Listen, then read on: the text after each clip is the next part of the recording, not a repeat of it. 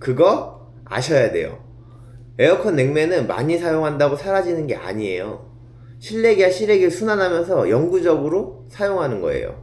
근데 가스가 없으면 뭐예요? 냉매가 누설됐다는 거예요.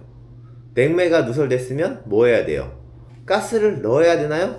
그럼 밑 빠진 독에 물 붓는 거예요.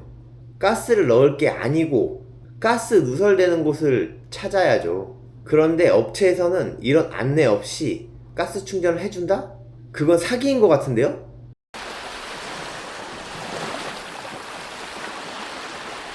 안녕하세요, 피트입니다. 많은 분들이 여름마다 궁금해하시는 에어컨 냉매가스에 대해서 이야기해 보려고 합니다. 여름철이 되면 에어컨을 가동하는데 이 과정에서 찬바람이 안 나오면 식은땀이 나는 경우가 많이 있으실 거예요. 그러면 대부분 콜센터에 전화를 하시는데 전화 연결이 되던가요? 바쁜 시기이다 보니 연결이 잘 안 돼요. 그러면 가스가 없나 생각하시고 인터넷으로 폭풍 검색을 통해 업체에 전화를 하셔서 가스 충전 얼마예요? 오늘 돼요? 하시죠. 전화를 하면 업체에서는 벽걸이는 얼마고 스탠드는 얼마고 보충은 얼마, 완충은 얼마 이렇게만 얘기할 거예요. 이렇게 얘기하는 게 맞나요? 아니에요. 그거 아셔야 돼요. 에어컨 냉매는 많이 사용한다고 사라지는 게 아니에요. 실내기와 실외기를 순환하면서 영구적으로 사용하는 거예요. 근데 가스가 없으면 뭐예요? 냉매가 누설됐다는 거예요. 냉매가 누설됐으면 뭐 해야 돼요? 가스를 넣어야 되나요? 그럼 밑 빠진 독에 물 붓는 거예요. 가스를 넣을 게 아니고 가스 누설되는 곳을 찾아야죠. 그런데 업체에서는 이런 안내 없이 가스 충전을 해준다? 그건 사기인 것 같은데요? 대부분의 업체가 그렇다는 얘기는 아니에요. 일부 업체들만 그렇다는 얘기죠. 그럼 가스 충전은 언제 필요할까요? 첫 번째, 이사를 해서 에어컨을 다시 설치한 경우, 이 경우에는 가스 충전이 필요할 수도 있지만 필요하지 않을 수도 있어요. 에어컨 철거를 할 때 냉매 해소를 하고 기존 설치되어 있는 배관기를 알고 있으면 충전이 필요 없어요. 반대의 경우는 충전이 필요한 거죠. 두 번째는요, 나는 오늘만 산다 하시는 분, 농담이고요.